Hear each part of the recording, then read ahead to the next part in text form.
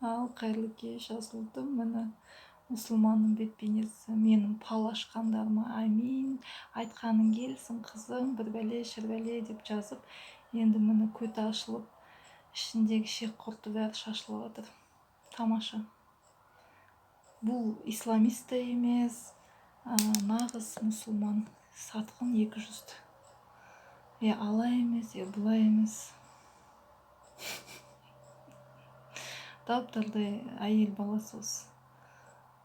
Ұят, өте ұят. Мен арнамнан шығып кетіңіз, қарамай-ақ та қойыңыз, уақытыңызды бөлмей-ақ та қойыңыз. Білмеймін.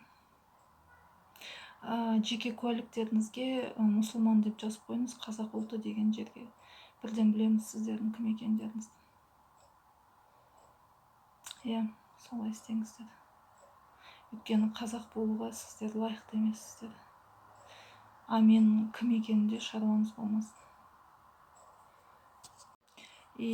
Қосымша айта кетерім, осындай көрермендер болса, өтініш, мені осындай деп ойласаңыздар, тәңіршілер осындай бірдемешілдің өтініш шығып кете беріңіздер. Мен сіздерді ұстап отқан жоқпын, мен өз жұмысымды, өз қызметімді атқарып отырмын.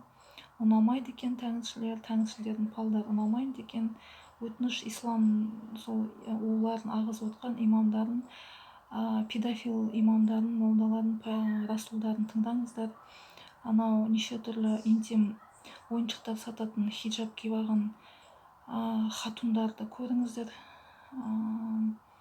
Белден төмен әңгіме айтатындарды тыңдаңыздар.